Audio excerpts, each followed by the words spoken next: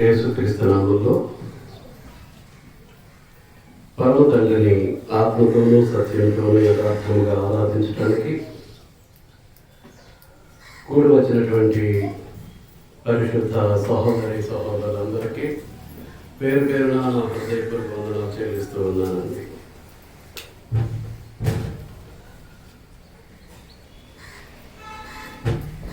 శోధన పాఠంలో గత వారాల్లో శోధనల గురించి మనం ఆలోచన చేశాం.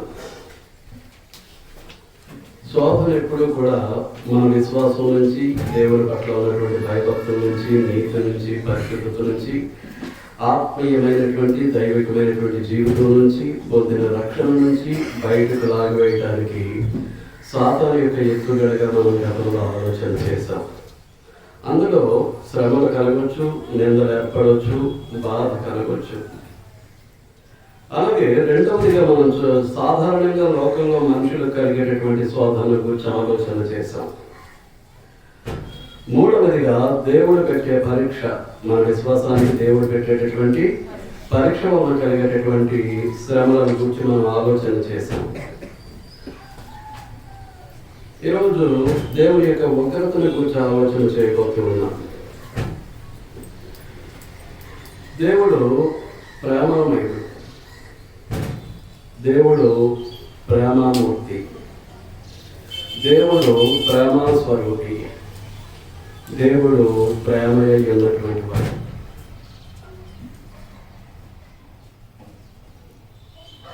అందుచేత దేవుడు మనల్ని ఎప్పుడూ కూడా ప్రేమిస్తూనే ఉంటాడు. అంచేతనే యోహాను సువార్త 3:16 మనం చూస్తాం. దేవుడు లోకమును ఎంతో ప్రేమించాను, కాగా తన అద్వితీయ కుమారునిగా పుట్టిన వాని యందు దేవుడు కోరుకోవటం లేదు అని అంటే అందులో ఏం కనిపిస్తుందండి? దేవుని యొక్క ప్రేమ మనకు స్పష్టంగా కనిపిస్తూ ఉంది. అందుచేత ఆయన ఏం కోరుకుంటున్నాడు? వారు తమ ప్రవర్తనను దిద్దుకొని బ్రతుకుటయే నాకు సంతోషము. ఒక నైజాన్ని బట్టి ఏం చేస్తాం? ప్రతి ఒక్కరము దేవుని యొక్క మాటను అతిక్రమిస్తూ ఉంటాం, ప్రతి ఒక్కరము పాపం చేస్తూ ఉంటాం. అటువంటి వారమైనటువంటి మనము ఏం చేయాలట? మన ప్రవర్తనను దిద్దుకొని బ్రతకటమే నాకు సంతోషం అంటున్నాడు. బ్రతుకుని ఏం చేయాలి? దిద్దుకోవాలి. దేనిని బట్టి దిద్దుకుంటాం? దేవుని వాక్యాన్ని బట్టే. దేవుని వాక్యాన్ని బట్టే బ్రతుకుని దిద్దుకుంటాం, మన ప్రవర్తన దిద్దుకుంటాం. అసలు దేవుని వాక్యాన్నే పట్టించుకోకపోతే, దేవుని వాక్యాన్ని వినకపోతే, దేవుని వాక్యానికి విధేయత చూపకపోతే, దేవుని వాక్యానికి దేవుని మాటకు లోబడి నడుచుకోకపోతే ఖచ్చితంగా మరణమే. దాన్ని బట్టి ఆయన సంతోషమేమీ లేదు. కనుక దేవుని వాక్యాన్ని బట్టి మనం అందరం ఏం చేయాలి? మన ప్రవర్తనను దిద్దుకొని బ్రతుకుటయే నాకు సంతోషం. కనుక ఈ విషయాల్లో మనకేం కనిపిస్తుందని అంటే మన పట్ల దేవునికి ఉన్నటువంటి ప్రేమ స్పష్టంగా వ్యక్తమవుతూ ఉంది. మీకు అర్థమవుతుందా అండి? అందుచేతనే ఆయన ప్రేమాస్వరూపి, ప్రేమామయుడు, ప్రేమయ్య ఉన్నటువంటి వాడు, ప్రేమామూర్తి. మీకు అర్థమవుతుందా?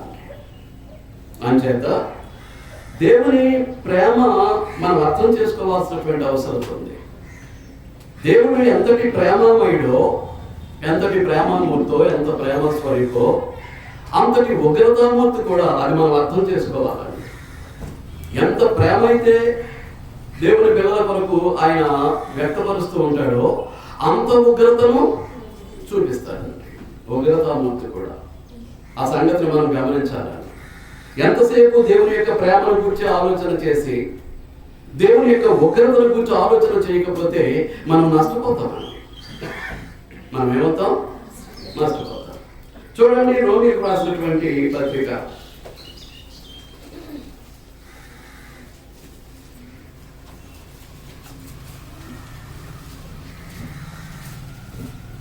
రోమీయులకు రాసిన పత్రిక 12వ అధ్యాయం 19వ వచనం. ప్రియులారా, మీకు మీరే పగదీర్చుకొనక దేవుని ఉగ్రతకు చోటిగుడి, పగదీర్చుట నా పని, నేనే ప్రతిఫలము ఇత్తునని ప్రభువు చెప్పుచున్నాడని వ్రాయబడి ఉంది.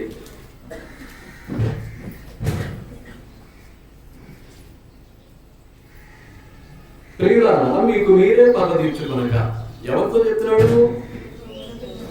ఎవరితో చెప్తున్నాడు? తనకు ప్రియమైనటువంటి కుమారులతోటి కుమార్తెలతోటి చెప్తూ ఉన్నాడు. దుష్టులైనటువంటి వారు, దేవునికి శత్రువులైనటువంటి వారు, దేవుని పిల్లలైనటువంటి దేవుని కుమారుల మీద కుమార్తెల మీద వారు దాడి చేస్తూ ఉంటారు. వారిని శ్రమ పెట్టడానికి ప్రయత్నం చేస్తారు, వారిని కష్టాల పాలు చేయడానికి ప్రయత్నం చేస్తారు, వారిని ఇబ్బందుల్లో ఇరుకుల్లో ఇరికించడానికి శత్రువులు ఏం చేస్తూ ఉంటారు? ప్రయత్నం చేస్తూ ఉంటారు. అలాంటి పరిస్థితుల్లో మనకు దేవుడిచ్చేటటువంటి సలహా ఏంటి అని అంటే, మీకు మీరే పగ తీర్చుకొనక. ఏమంటున్నాడండి? నా మీద ఎవరైనా తిరుగుబాటు చేసి, నాకు అన్యాయం చేసి, నా పట్ల అక్రమంగా నడుచుకొని నన్ను కష్టపెట్టి నష్టాలకు గురి చేస్తూ ఉన్నట్లయితే నేనేం చేయకూడదు? నాకు నేనుగా పగ తీర్చుకోవడానికి నేను ప్రయత్నం చేయకూడదు. ఎందుకు చేస్తున్నానంటే, నాకు సర్వశక్తిమంతుడైనటువంటి తండ్రి ఉన్నాడు, నాకు పరమ తండ్రి ఉన్నాడు. కనుక ఆయన ఉగ్రతకు చోటివ్వమంటున్నాడు. దేనికి చోటివ్వమంటున్నాడు అండి? ఆయన ఉగ్రతకు. ఎవరి మీద? దేవుని పిల్లలమైనటువంటి మన శత్రువుల మీద ఆయన పగ తీర్చుకోవడానికి దేవుని ఉగ్రతకు చోటివ్వమంటున్నాడు. మీకు మీరుగా పగ తీర్చుకోవద్దు అని చెప్పేస్తున్నాడు. అంటే ఉగ్రత దేనికి? దేవునికి వ్యతిరేకంగా, దేవుని పిల్లలకు వ్యతిరేకంగా ఎవరైతే నడుచుకుంటూ ఉంటారో వారి మీద పగ తీర్చుకోవడానికి, వారి మీద తన యొక్క ఉగ్రతను చూపడానికి దేవుడు ఉగ్రతను నిర్ణయించాడు తప్ప దేవుని పిల్లల మీద, అనగా దేవుని కుమారుల మీద కుమార్తెల మీద దేవుడు తన ఉగ్రతను చూపించడానికి ఉగ్రత అనేటటువంటి దాన్ని దేవుడు ఏర్పాటు చేయడు.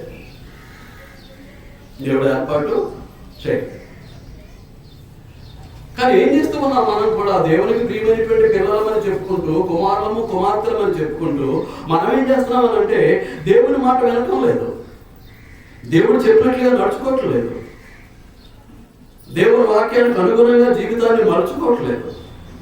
ఇలాంటి పరిస్థితుల్లో దేవుడు ఏం చేస్తూ ఉంటాడు అంటే, దేవుని యొక్క శత్రువుల మీద, దేవుని యొక్క పిల్లల శత్రువుల మీద చూపించేటటువంటి ఉగ్రత ఇప్పుడు ఎవరి మీద చూపించాల్సినటువంటి పరిస్థితి ఏర్పడుతుంది.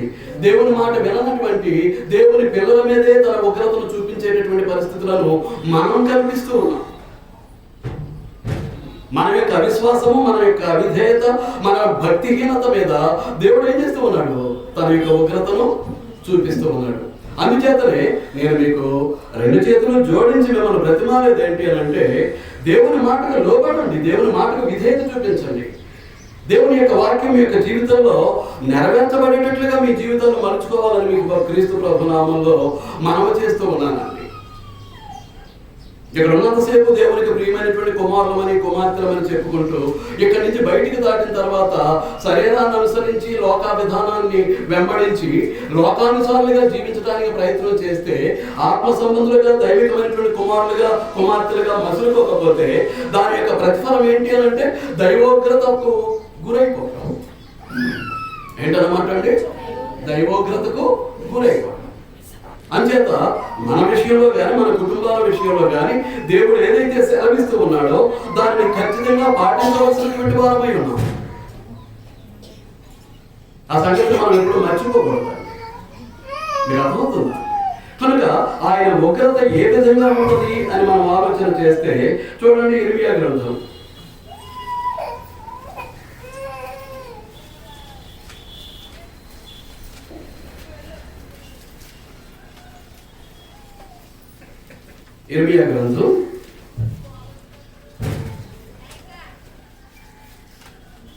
23వ అధ్యాయం 19వ వచనం. ఇదిగో యెహోవా యొక్క మహోగ్రత యను పెనుగాలి బయలు వెళ్ళుచున్నది, అది భీకరమైన పెనుగాలి, అది దుష్టుల తల మీదకి పెళ్ళున దిగును. నీకు అర్థమవుతుంది? ఇదిగో యెహోవా యొక్క మహోగ్రత అనేటటువంటి పెనుగాలి బయలు వెళ్ళుచున్నది, అది భీకరమైన పెనుగాలి, అది దుష్టుల తల మీదకి పెళ్ళున దిగులు అని చెప్పేస్తున్నాడు. దీనిని నిశ్చయపరుస్తూ మరొక చోట కూడా ఈ మాట చెప్తున్నాడు. అదే గ్రంథం 30వ అధ్యాయం, అదే గ్రంథం 30వ అధ్యాయం 33, 34 వచనాలు, అనగా చివరి వచనాలు చదువుతున్నానండి.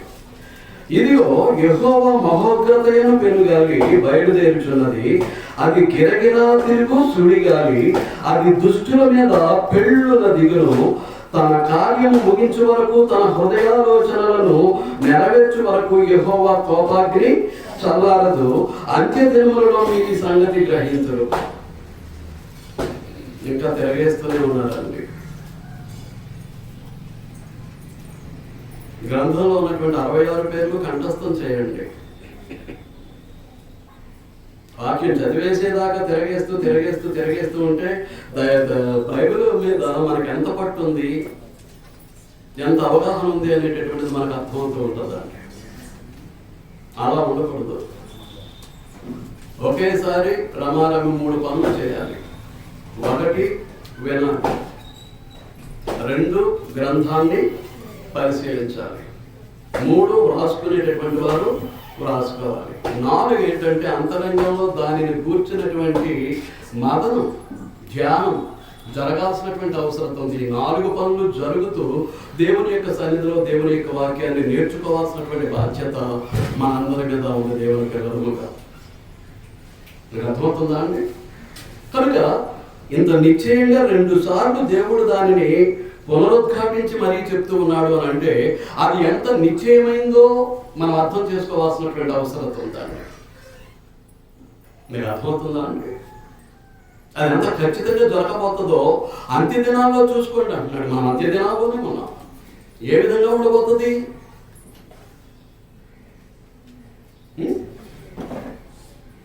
ఇప్పుడు కరోనా లక్షలాది మంది యొక్క జీవితాలను మింగేస్తూ ఉంది.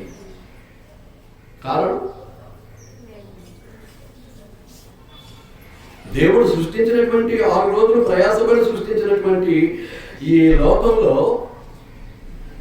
వైరస్ అనేటటువంటిది ప్రవేశించి రకరకాలుగా తన రూపాన్ని మార్చుకుంటూ రూపాంతరం చెందుతూ మనుషుల యొక్క జీవితాలను కబలిస్తూ ఉంది అంటే దేవుని సృష్టిలో ఒక సాతాను యొక్క వైరస్ ప్రవేశించి ఇంత బేభత్సాన్ని సృష్టిస్తూ ఉంటే దేవుడు చూస్తూ ఊరుకునేవాడు కాదు అనేటటువంటి సంగతిని మనం అర్థం చేసుకోవాలండి. జాగ్రత్తగా మనం పరిశీలన చేస్తే ఇంచుమించుగా 1 సంవత్సరం 8 నెలలు అవుతుంది. దేవుని యొక్క ప్రమేయం ఉంది, దేవుని యొక్క జోక్యం ఉంది, దేవుని యొక్క సత్యానికి లోపట్లేదు, దేవుని యొక్క మాటకు విధేయత చూపట్లేదు, దేవుని మీద తిరుగుబాటు చేయడానికి, దేవుని ఎదురాడటానికి, దేవుని మీదే దాడి చేయడానికి ప్రయత్నం చేస్తున్నటువంటి ఈ నామమాత్రమైనటువంటి విశ్వాసులు భక్తులైనటువంటి వారి మీద దేవుడు తన ఉగ్రతను చూపిస్తూ ఉన్నాడా? మనం ఆలోచించుకోవాల్సినటువంటి అవసరం మన మీద ఉంది. అంచేత మీకు ఒక రీజన్ చెప్తున్నాను. సృష్టి దేవునిది. సృష్టి దేవునిది అయితే ఈ వైరస్ ఎవరు? సృష్టి అంతటిని దేవుని కుమారులుగా కుమార్తెగా సృష్టింపబడినటువంటి మానవుల జీవితాలు కబలించడానికి ఈ వైరస్ ఉన్నటువంటి అధికారం ఏంటి? హక్కు ఏంటి? సర్వశక్తిమంతుడైనటువంటి దేవుడు ఆ వైరస్ను అంతమొందించలేడా? బయటికి వెళ్ళాలి అంటే దడదడ వణికిపోతున్నామే.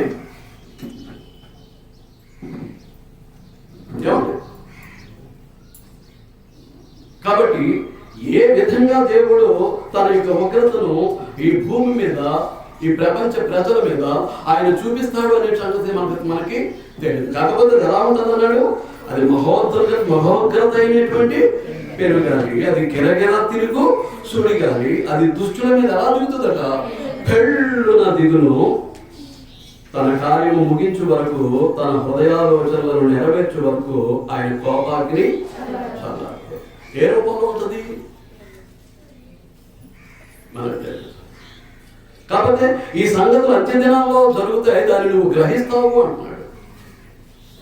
దాన్ని నువ్వేం చేస్తావు? గ్రహిస్తావు అంటున్నాడు. కనుక అర్థం చేసుకోవాలని మీకు మనం చేస్తున్నాను. మొట్టమొదటిది మనం చూస్తే ఆదికాండం 6 నుంచి 8 అధ్యాయాల్లో నోవాహు జలప్రళయం మొట్టమొదటి ఉపయోగ. మనుషులు ఎంతగా విస్తరించారో పాపము కూడా అంతగా విస్తరించినప్పుడు ఆయన ఏం చేశాడు? జలప్రళయాన్ని రప్పించి మొత్తం తుడిచేశాడు. చెత్తను తుడిసినట్టు తుడిచేశాడు. ఎంతమందిని బ్రతుకునిచ్చాడు? ఆయన మండలి. ఎంతమంది అంటే ఆయన మండలిని బ్రతుకునిచ్చాడు.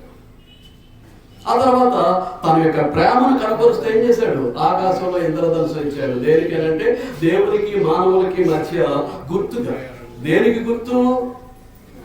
ఇక మరలా జలప్రలయం ద్వారా మానవులను నశింపచేయను అనడానికి గుర్తుగా దేవుడు ఏం చేశాడు? ఆకాశంలో ఇంద్రధనుస్సును మానవులకు దేవునికి మధ్య గుర్తుగా అనుగ్రహించడం జరిగింది. రెండవది సొదొమ గొమొర్రా పట్టణాల యొక్క నాశనం. 19వ అధ్యాయం ఆదికాండమే 1 నుంచి 29 వచనాలు మనం పరిశీలన చేసినప్పుడు ఏం జరిగింది? సొదొమ గొమొర్రా పట్టణాల మీద అగ్ని గంధకాలను కురిపించి దహించినట్లుగా మనం చూస్తాం. లోతు అతని యొక్క కుటుంబం మొత్తం 4 సభ్యులు రక్షింపబడ్డారని మనం అనుకుంటాం. కానీ దేవుని యొక్క మాట వినక లోతు భార్య ఏమైపోయింది? ఉప్పు స్తంభం అయిపోయింది. మన గతి ఏంటో ఒక్కసారి ఆలోచన చేయాలి. ఏం సంభవించబోతుంది? మన విశ్వాసం ఏంటి? దేవుని పట్ల మనకు ఉన్నటువంటి భయభక్తులు ఏంటి? దేవుని యొక్క సన్నిధి పట్ల మనకు ఉన్నటువంటి అవగాహన ఏంటి? దేవుని వాక్యం పట్ల మనకు ఉన్నటువంటి గురేంటి? లక్ష్యం ఏంటి? దేవుని కొరకు మనం జీవించేటటువంటి జీవితం ఏంటి? ఇవన్నీ కూడా మనం ఏం చేయాలన్నమాట అండి, బేరీజు వేసుకోవాలి, పరిశీలించుకోవాల్సినటువంటి అవసరం ఉంది. ఆయన ప్రేమమయుడు, ప్రేమాస్వరుడి, ప్రేమే ఉన్నటువంటి వాడు. ప్రేమనే చూపిస్తాడు తప్ప ఉగ్రతను చూపించడు. ఉగ్రతాపాత్రమైనటువంటి ఘటాలుగా మన దేహాలను మలచడానికి ఆయన మనలను సృష్టించలేదు. ఈ సంగతిని మనం గుర్తించుకోవాలండి. కానీ ఇక్కడ ఉన్నంతసేపే మా అంతటి భక్తులు లేరు అన్నట్టుగా వ్యవహరిస్తూ ఉంటాం. బయటికి వెళ్ళామంటే మళ్ళీ ఇక్కడికి రావాలంటే చాలా కష్టమైపోతుందండి. బయటకు వెళ్ళామనుకోండి, మళ్ళా తిరిగి ఇక్కడ రావాలి అని అంటే చాలా కష్టమైపోతుంది. బైబిల్ తరగతి రావట్లేదు, స్త్రీల బైబిల్ తరగతి రావట్లేదు, ఉపవాస ప్రార్థన జరుగుతుంది నెలలో ఒకసారి, దానికి రావట్లేదు. మరి ఎలాగ దేవునికి ప్రియమైనటువంటి కుమారులుగా కుమార్తెలుగా ఉంటారు? ఎలా ఉంటారండి? ఏం చేస్తుంటారు? రాత్రి 7 గంటల నుంచి 9 గంటల వరకు టీవీ చూస్తుంటారా? లేదా మీ స్నేహితులతో బయట తిరుగుతూ ఉంటారా? అనుకూలమైనటువంటి సమయం. ఎందుకు రారు? ఏమండి, ఎందుకు రారు? కాబట్టి ఆలోచన చేయాలని మీకు మనవి చేస్తూ ఉన్నాను. అలాగే బంగారు దూడ చేసుకున్న దగ్గర దర్శదేవుని పక్కన పెట్టి దూడ బొమ్మను బంగారంతో తయారు చేసుకున్నటువంటి రోజున 32వ అధ్యాయం 1వ వచనం నుంచి 28వ వచనం వరకు మనం చూస్తే ఆ భాగం కనపడుతూ ఉంటుంది. అక్కడ ఎంతమంది చనిపోయారండి? ఎంతమంది చనిపోయారు? 3000 మంది చనిపోయారు. 3000 మంది చనిపోయారు. ముందు పాయింట్ దగ్గర నేను ఒక విషయాన్ని చెప్పాలి. చూడండి, లోకా సువార్త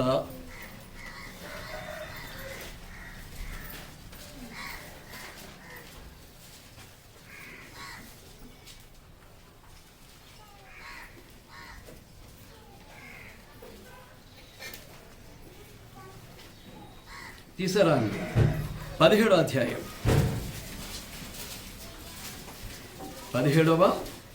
అధ్యాయం 32వ వచనం ఏమంటున్నాడు అక్కడ?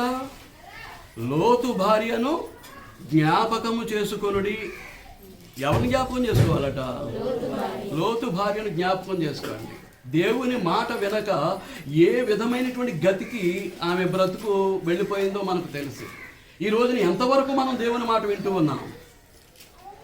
ఏమ్మా, ఎంతవరకు దేవుని మాట వింటూ ఉన్నాం? ఎంతవరకు దేవుని మాటకు విధేయత చూపిస్తూ ఉన్నాం?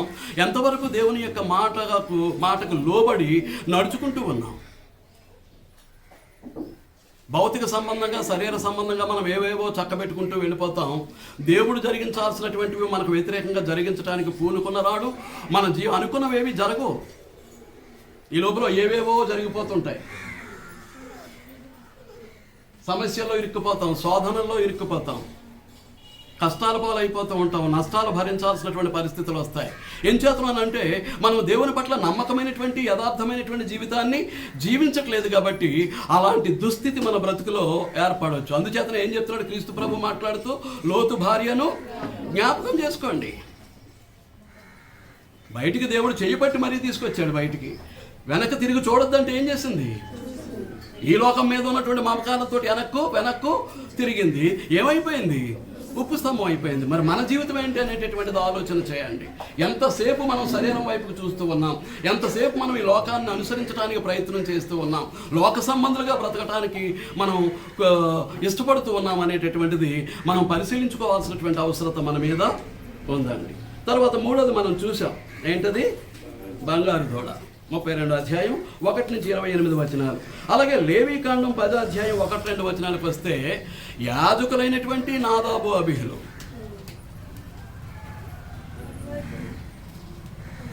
ఏమండి ధూపార్తులలో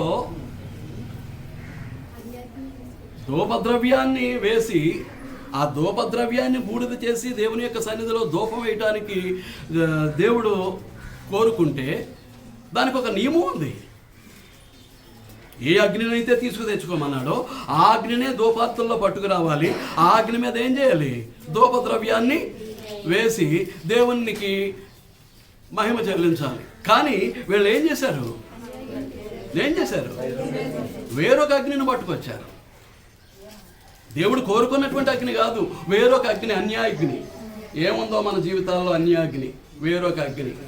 దేవుడు మెచ్చనటువంటి, దేవుడికి ఇష్టం కానటువంటి జీవిత విధానం అన్యాగ్ని. దేవునికి లోబడినటువంటి జీవితం అన్యాగ్ని.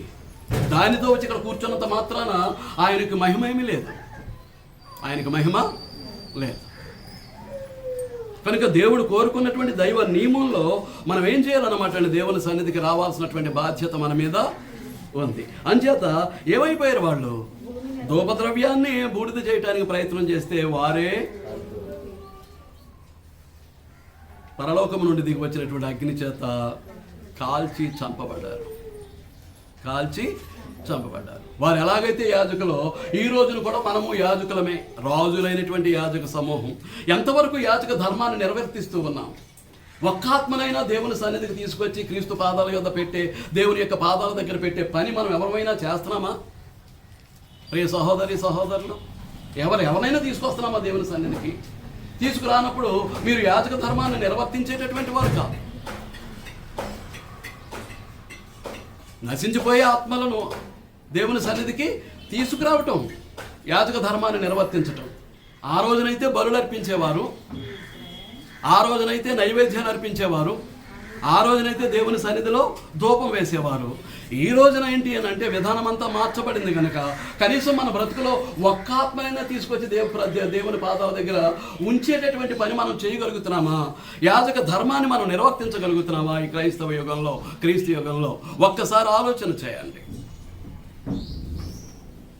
లేదనుకుంటే మనం దేవుని యొక్క సన్నిధిలో అన్యాయస్తులైనటువంటి యాజకులుగానే మనం మిగిలిపోతామేమో. ఒక్కసారి ఆలోచించాలని మీకు మనం చేస్తూ ఉన్నానండి. ఎంతసేపు స్వకార్యాలు, శరీర సంబంధమైనటువంటి కార్యాలు, లోక సంబంధమైనటువంటి మర్యాదలు పాటిస్తూ మన ఇష్టానుసారంగా పోతే అది ఎలా ఉంటుంది అన్నమాట? దేవునికి అవమానకరంగాను ఉంటుంది. కనుక చూస్తూ ఊరుకునేవాడు. ధూపం అనేది ఎవరికంటే యాజకుల కొరకేది. తర్వాత ఎప్పుడైనా చెప్తారు ధూపం ఆయనకేంటి? వారు మరణించకుండా, వారు చావకుండా ధూపాన్ని వేయమని దేవుడు కోరుకుంటే ధూపం సరైనటువంటి విధానంలో వేయకుండా చచ్చారు నాదాబాలో. యాజకుల యొక్క ప్రాణం కాపాడటం కొరకు ఏది? ధూపం. మీరు అర్థమవుతుందా? రైట్. తర్వాత సనుగుడు. దేవుడు కావలసినవన్నీ ఇస్తూ ఉంటే దేవుని మీద ఏంటన్నమాట అండి? సనుగుడు. ఇశ్రాయేలు ప్రజలు సంఖ్యాకాండం 16 అధ్యాయం 41 నుంచి 50 వచనాలు మనం చూస్తే ఆ సరిగినటువంటి సందర్భంలో ఒకే క్షణంలో 14,700 మంది మృతి. రెఫరెన్స్ 16 అధ్యాయం 41 నుంచి 50. సంఖ్యాకాండం 16 అధ్యాయం 41 నుంచి 50. దేవుడి మీదే సనుక్కుంటే 14,700 మంది మరణించినట్లుగా మనం చూస్తాం. అలాగే సంఖ్యాకాండమే 21వ అధ్యాయం 4-9 వచనాలు తిరుగుబాటు శోధించటం. ఆ సందర్భంలో ఏం చేశాడు? తాపకరమైనటువంటి సర్పాలను పంపించినప్పుడు సర్పము గలిచిన ప్రతివాడు చనిపోవటమే, మళ్ళీ తిరుగులేదు. చనిపోవటమే, ఇక తిరుగులేదండి. మీరు అర్థమవుతుందా? ఈ రోజున అదే పాము కాటుకు గురైనటువంటి స్థితిలో ఉంటున్నామా? ఎలాగోనంటే సాతాను దేన్ని ఆధారం చేసుకుని ఏదైనా తోటలో ప్రవేశించాడు? సర్ప దేహాన్ని ఆధారం చేసుకుని ఏదైనా తోటలో ప్రవేశించి ఆది దంపతులను పాడు చేశాడు. దేవుని వాక్యానికి విధేయత చూపకుండా వారిని శోధించాడు. ఈ రోజున కూడా అలాగే దేవుని మాట వినకుండా ఆదాము హవ్వను చేసినటువంటి దేవుడే ఈ రోజు మనల్ని కూడా చేస్తూ ఉన్నాడా? మనము కూడా దేవుని మాటకు లోబడలేకపోతున్నామా? దేవుని వాక్యానికి విధేయత చూపలేకపోతున్నామా? తద్వారా ఏంటన్నమాట? ఆజ్ఞాతిక్రమం పాపం, ఆజ్ఞాతిక్రమం పాపం. ఆ పాపములోంచి మంచి పా తీసేయండి. పాపములోంచి మంచి పా తీసేయండి. ఏముంది? పాపము అనేటటువంటి సర్పం ఏం చేస్తుంది అన్నమాట? కాటు వేస్తూ ఉంటే ఎందుచేత? దేవుని మాటను మనం అనుసరించట్లేదు కాబట్టి, దేవుని మాటకు విధేయత చూపట్లేదు కాబట్టి పాపము అనేటటువంటి సర్పం మనలను కాటు వేస్తూ ఉందా? ఆలోచించుకోవాలండి. ఏదో వస్త్రం వెళ్తున్నాం అంటే కుదరదు. అది మనకు అనుకూలం ఉంటే. వారు రాకపోయినటువంటి వారు ఎంతమంది ఉన్నారు ఇక్కడ? రాకపోవడం గల కారణం ఏంటి? ఎందుకు రారు? ఎందుకు రారు? మీరు దేవునికి ప్రియమైనటువంటి పిల్లలు కాదా? దేవునికి కుమారులు కుమార్తెలు కాదా? ఎందుకు రారు? ఖచ్చితంగా పాపం చేస్తున్నామండి. దేవుని పట్ల అవిధేయతగా పిల్లలుగా మనం మిగిలిపోతూ ఉన్నాం. మీకు అర్థమవుతుందా? ఆ సందర్భంలో ఏం చేశాడు? ప్రజలందరూ వెళ్ళి మోషేను వేడుకుంటే అతను ఏం చేశాడు? ఒక ఇత్తడి సర్పాన్ని చేసి ఒక కర్ర మీద పెట్టాడు. ఆ ఇత్తడి సర్పం ఎవరికి సాదృశ్యంగా ఉంది? ప్రభు అయినటువంటి యేసుక్రీస్తుకు సాదృశ్యంగా ఉంది. పాపము అనేటటువంటి పాము కరిచిన మనం అందరం కూడా ఇదే ఎవరిని చూడాలి? శిలువ మీద వేలాడుతున్నటువంటి యేసుక్రీస్తును చూడాలి. మన పాప భారాన్ని మోసినటువంటి యేసుక్రీస్తును చూడాలి. మన పాప శిక్షను భరించినటువంటి యేసుక్రీస్తును చూడాలి. మన ప్రాణాలకు ప్రతిగా తన ప్రాణాన్ని విమోచన ఖైదనంగా అర్పించినటువంటి యేసుక్రీస్తును చూడాలి. మీరు అర్థమవుతుందా? ఆ సర్పం ఎవరికి సాదృశ్యంగా ఉంది? ప్రభు అయినటువంటి యేసుక్రీస్తును. చూడండి, యోహాను సువార్త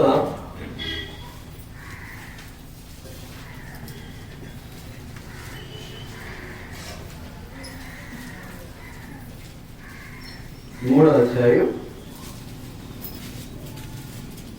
యోహాను సువార్త 3వ అధ్యాయం 14-15 వచనాలు.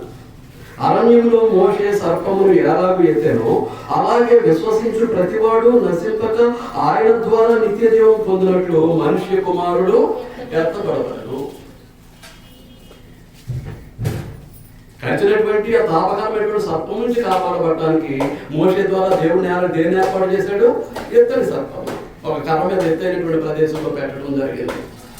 అలాగే క్రీస్తు ప్రభువుకు ఆ ఎత్తడి సర్పం ఎలా కనిపిస్తుంది?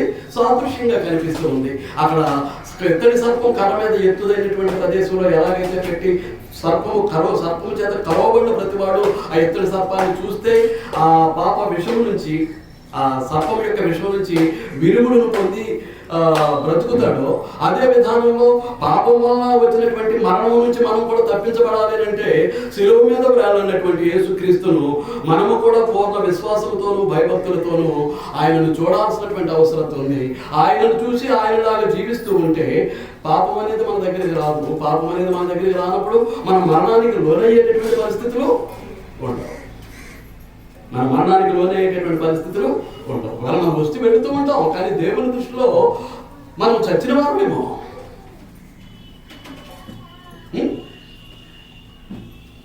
ప్రకటన గ్రంథం 3వ అధ్యాయంలో సార్దీసులో ఉన్నటువంటి సంఘపు దూతకు రాస్తూ ఏమంటాడు? నీ క్రియలను నేను ఎరుగుతున్నాను, నీ క్రియలను నేను ఎరుగుతున్నాను. నీవు జీవించుతున్నావన్న పేరు మాత్రమే ఉన్నది కానీ నీవు మృతులవే, చచ్చిన వాడవే. ఇక్కడ బ్రతుకుతుంటాం, తెచ్చుకుంటాం, తింటాం, అలా తెచ్చుకోవడానికి పోతూ ఉంటాం. కాబట్టి ఈ శరీర సంబంధమైనటువంటి కార్య విధానంలో లోకం దృష్టిలో మనం బ్రతికిన వారం, కానీ ఆత్మ సంబంధమైనటువంటి జీవన విధానంలో దేవుని దృష్టిలో మనం ఎవరమో చచ్చిన వారం, మృతులు. ఎంతమంది ఉన్నామో ఇక్కడ? ఎంతమంది ఉన్నామంటారు దేవుని దృష్టికి మృతులైనటువంటి వారు, దేవుని దృష్టిలో చచ్చినటువంటి వారు? ఎంతమంది ఉన్నాం? మీ జీవితాలు మీకు తెలుసు, మీరు చేస్తూ మీ తలంపులు మీకు తెలుసు, మీ ఆలోచనలు మీకు తెలుసు, మీ మాటలు మీకు తెలుసు, మీ క్రియలు మీకు తెలుసు. మీరు చచ్చిన వారో బ్రతికిన వారో, మీరు దేవుని దృష్టిలో ఎలా ఉన్నారో మీకు తెలుసు. మిమ్మల్ని మీరు మభ్య పెట్టుకోకండి, మోసం చేసుకోకండి, మేము బాగానే ఉన్నారని భ్రమ చెందకండి. రేపు నరకం పాలైపోతారు, అగ్నిగంధకాల పాలైపోతారు, నిత్య శిక్ష. తప్పించేవాడు ఎవడు? కనుక జాగ్రత్త పడటం అనేటటువంటిది దేవుడు మనకై అనుగ్రహిస్తున్నటువంటి గొప్ప ఆశీర్వాదం. ఏమండి? సర్పాల వల్ల అనేకులు మరణించారు, సంఖ్య లేదు. అలాగే 25వ అధ్యాయానికి వస్తే 1 నుంచి 9 వచనాలు, సంఖ్యాకాండమే 25వ అధ్యాయం 1 నుంచి 9 వచనాలు చూస్తే, మోయాబు స్త్రీలతో ఇశ్రాయేలీయులు వ్యభిచరించినటువంటి సందర్భంలో ఎంతమంది? 24,000 మంది ఒక్క రోజునే చనిపోయారండి. వ్యభిచరించడం ద్వారా ఎంతమంది అండి? 24,000 మంది.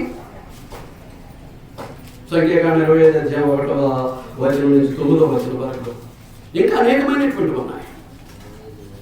దావీదు చేసినటువంటి చిన్న పొరపాటుకు ఒకే రోజున 70,000 మంది చనిపోయారండి. సమూయేలు గ్రంథంలో మనం చూడగలుగుతాం. ఒకే రోజున ఎంతమంది అండి? 70,000 మంది. అలాగూ చనిపోయిన వారి కంటే మనం గొప్పవాళ్ళం ఏమీ కాదు దేవుని ఉగ్రత మన మీదకి రాకపోవడానికి. దేవుడు చెప్పినటువంటి మాట వింటున్నామా? దేవుని మాట వినడానికి శ్రద్ధను కనపరుస్తూ ఉన్నామా? ఆసక్తిని కనపరుస్తూ ఉన్నామా? ఆదివారానికే పరిమితమైన వారు ఆసక్తి పరులు కాదు దేవుని వాక్యం పట్ల, దేవుని యొక్క చిత్తాన్ని నెరవేర్చడం పట్ల వారు ఆసక్తి పరులు కాదు అనేటటువంటిది వాస్తవం. ఏదో మొక్కుబడిగా వచ్చి కూర్చుని వెళ్ళిపోతే ఆదివారం మీరందరూ విశ్వాసులు, భక్తులు, దేవుని చేత గుర్తింపబడేటటువంటి దేవుని ప్రియమైనటువంటి కుమారులు, కుమార్తెలు కాదు. ప్రతి కార్యక్రమంలోనూ వాక్య ప్రబోధం ఉంటుంది.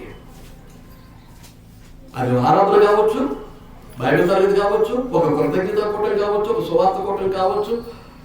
ఆయా సందర్భాల్లో ఒక్కరోజు బైబిల్ తరగతి మనం నిర్వహిస్తూ ఉన్నాం, అవి కావచ్చు.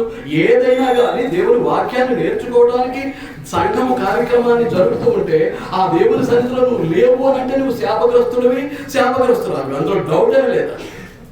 ఇక్కడ దేవుని కార్యక్రమం జరుగుతుంటే నువ్వు ఇంట్లో కూర్చున్నావు అనుకో, నీకంటే శాపగ్రస్తులు ఎవరుంటారు? ఎవరుంటారండి?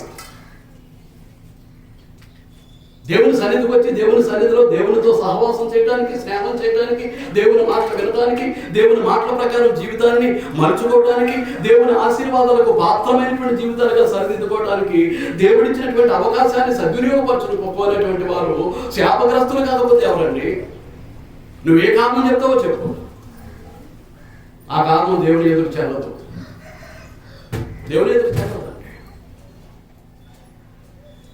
ఏదో సర్దుబాటు చేసుకోవాల్సినటువంటి అవసరం ఉందో దేవుని సన్నిధిలో ఉండడానికి, దేవుని వాక్యాన్ని నేర్చుకోవడానికి. మీరు చేసినటువంటి పాపం విషయంలో, ఆజ్ఞాతిక్రమం విషయంలో మా సువార్తలు అది బోధించలేదంటారా? లేదా బోధించిన రోజు నేను వెళ్ళలేదు అంటారా? దేవుడు ప్రభుతోటి ఆయన న్యాయపీఠం ముందు నిలబడినప్పుడు ఏమైనా సమాధానం చేస్తారు? ఎవరి మీద నేరాన్ని నెట్టేస్తారు? మాదే తప్పని మాత్రం మీరు ఒప్పుకోరు. నాకు తెలుసు అది. యేసుక్రీస్తు ప్రభు ఎదుట కూడా మేము తప్పు చేసాం, ఆ రోజున మేము వెళ్ళలేకపోయాం, ఆ వాక్యాన్ని నేర్చుకోలేదు కాబట్టి ఆ పాపం చేశాము అని చెప్పడానికి యథార్థంగా ఒప్పుకోరు. ఎవరి మీదకో నెట్టేయాలి. ఆదాము దగ్గర నుంచి వచ్చినటువంటి సూత్రం. దయచేసి జాగ్రత్తగా ఉండండి. ఇక్కడ సంఘము దేవునికి మహిమకరంగా ఒక కార్యక్రమాన్ని నిర్వహిస్తూ ఉంటే మీరు ఎక్కడెక్కడో ఉండటం అనేటటువంటిది మీకు దీవెనకరం కాదు. శాపగ్రాహ్యమైనటువంటి జీవితాలు అర్థమవుతుందా?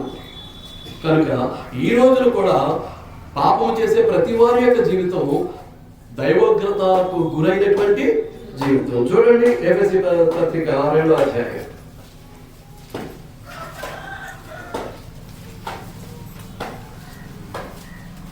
అపోస్తలుడైన పౌలు ఎఫెసీయులకు రాసిన పత్రిక 2వ అధ్యాయం 3వ వచనం. వారితో కలిసి మనమందరము శరీరం యొక్కయు మనసు యొక్కయు కోరికలను నెరవేర్చుకొనుచు మన శరీరాశలను అనుసరించి మునుపు ప్రవర్తించుచు కడమవారి వలనే స్వభావ సిద్ధముగా దైవోగ్రతకు పాత్రులమై ఉంటుంది. దేవుని ఆజ్ఞను అతిక్రమించేవాడు, దేవుని యొక్క మాటలు తిరస్కరించేవాడు, దేవుని వాక్యానికి లోబడినటువంటి వాళ్ళు దేనిలోనే ఉంటారు? దైవుని యొక్క ఉగ్రతకు. అది ఎలా ఉంటుంది? మహోగ్రత అయినటువంటి పెరుగాలి, గిరగిరా తిరిగేటటువంటి సూర్యగాలి. అది మన మీద ఎలా పడుతుంది? మళ్ళీ సర్దుకోవడానికి అవకాశం లేకుండా పెళ్ళులో ఒకేసారి మన మీద కుమ్మరించబడినప్పుడు మనల్ని రక్షించేవారు ఎవరు ఉండరు, మన గతంలో. ఆ సమయంలో ఎవ్వరూ ఏ విధమైనటువంటి సహాయాన్ని అందించలేరు. మీకు అర్థమవుతుందా? ఒకే ఒక్కసారి పెళ్ళులో దిగినప్పుడు ఆయన అనుకున్న దాన్ని జరిగించేంత వరకు ఆయన కోపాగ్ని చల్లారదట. ఆయన అనుకున్న దాన్ని సాధించే వరకు ఆయన కోపాగ్ని, కోపం అనేటటువంటి అగ్ని చల్లారేది కాదట. జాగ్రత్త అండి. మీరు అర్థమవుతుందా అండి? ఆలోచిస్తూ ఉన్నాను, నేను భావిస్తూ ఉన్నాను. 5వ అధ్యాయం ఎఫెసీ పత్రిక 5వ అధ్యాయం. మీరు ఎక్కడ ఉన్నారో చూసుకోండి. ఉగ్రతకు గురై ఉన్నటువంటి జీవితాలు జీవిస్తూ ఉన్నట్లయితే మారు మనసు పొందడానికి దేవుడు అవకాశాన్ని ఇస్తున్నాడు. మీరు దిద్దుబాటు పొందడానికి దేవుడు అవకాశాన్ని ఇస్తున్నాడు. మీరు పరివర్తన చెందడానికి దేవుడు అవకాశాన్ని ఇస్తున్నాడు. ఈ అవకాశాన్ని కూడా మీరు సద్వినియోగపరచుకోకపోతే, నేను ఇక దేవుని యొక్క ఉగ్రత పాలే. ఎట్టి పరిస్థితులను తప్పించుకోవడానికి అవకాశం ఉండదండి.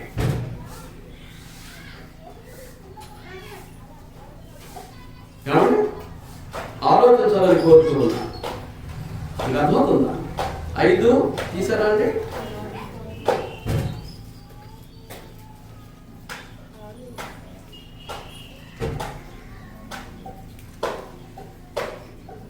ఆరు ఏడు వచనాలు. 6-7 వచనాలు. వ్యర్థమైన మాటల వలన ఎవడూ మిమ్మల్ని మోసపరచనీయుడి, క్షమించండి, వ్యర్థమైన మాటల వలన ఎవడూ మిమ్మల్ని మోసపరచనీయుడి. ఇట్టి క్రియల వలన దేవుని ఉగ్రత అవిధేయులైన వారి మీదికి వచ్చును కనుక మీరు అట్టి వారితో పాలివారై ఉండకండి.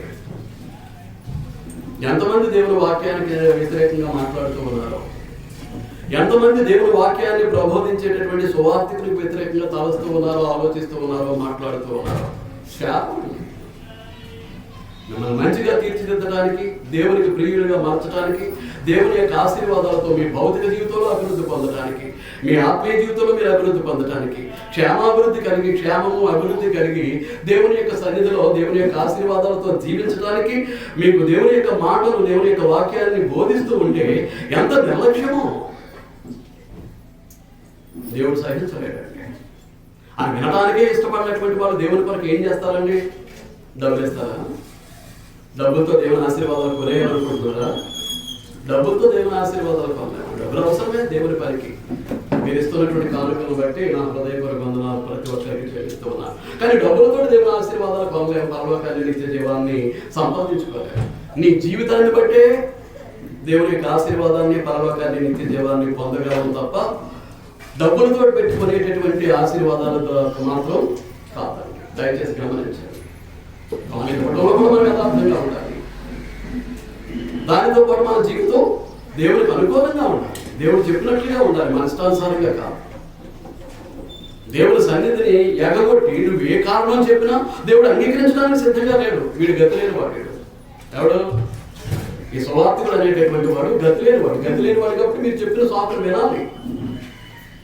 సరేలే అమ్మ మళ్ళీసారికి రండి, బాబు సరే బ్రదర్ మళ్ళీసారికి రండి అని చెప్పాలి తప్ప నాకు ఇంకా గతి లేదు. కానీ దేవుడు నాలాంటి వాడు కాదు. దేవుడు నాలాంటి వాడు కాదు. సంగతి ఏంటో తేల్చేస్తాడు, అటు ఇటు తేల్చేస్తాడు. మహోగ్రతమైనటువంటి పేరు కానీ అది గిరగిరా తిరుగు చూడగా పెళ్ళున మన మీద, మన కుటుంబాల మీద దిగినప్పుడు ఏమైపోతాము? బ్రతుకులు దిద్దుకుందాం. పరివర్తన చెందుతాం. జాగ్రత్తగా దేవుని కొరకు బ్రతకడానికి ప్రయత్నం చేద్దాం. మీకు అర్థమవుతుందా అండి? అలాగే అసలు రక్షింపబడటం అంటేనే ఉగ్రత నుంచి రక్షింపబడటం. మునిగేసి నేను రక్షింపబడిపోయినా సంకపడితే సుఖం లేదు. దేవుని ఉగ్రత పాలు కాకుండా నువ్వు బ్రతకగలుగుతున్నావా? క్రీస్తునందు, క్రీస్తు యొక్క పరిశుద్ధ శరీరమైనటువంటి క్రీస్తు సంఘమునందు దేవుని ఉగ్రత పాలు కాకుండా బ్రతకగలుగుతున్నావా? ఉగ్రత నుంచి తప్పించుకోవడమే రక్షణ. మీకు అర్థమవుతుందా అండి? చూడండి, రోమీయులకు రాసినటువంటి పత్రిక 9వ అధ్యాయం. పౌలు రోమీయులకు రాసిన పత్రిక 9వ అధ్యాయం.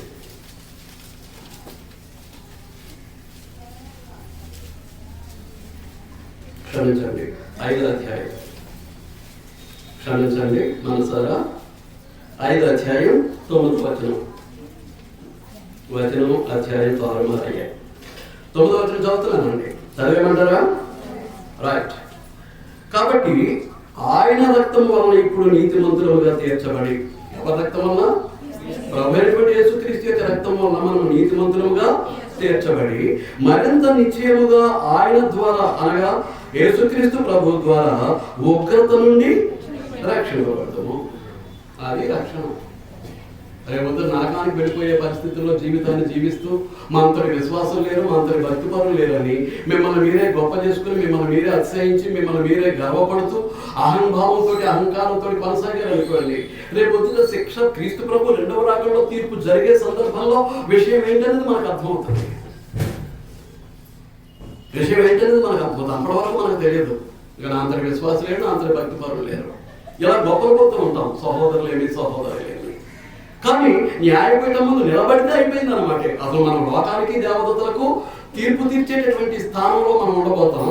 రేపొద్దున క్రీస్తు ప్రభు తీర్పు తీర్చేటప్పుడు ఆ స్థానంలో కాకుండా క్రీస్తు ప్రభు న్యాయపీఠం ముందు నిలబడే పరిస్థితులు మనకు దాపురించే అనుకోండి, ఖచ్చితంగా నరకమే.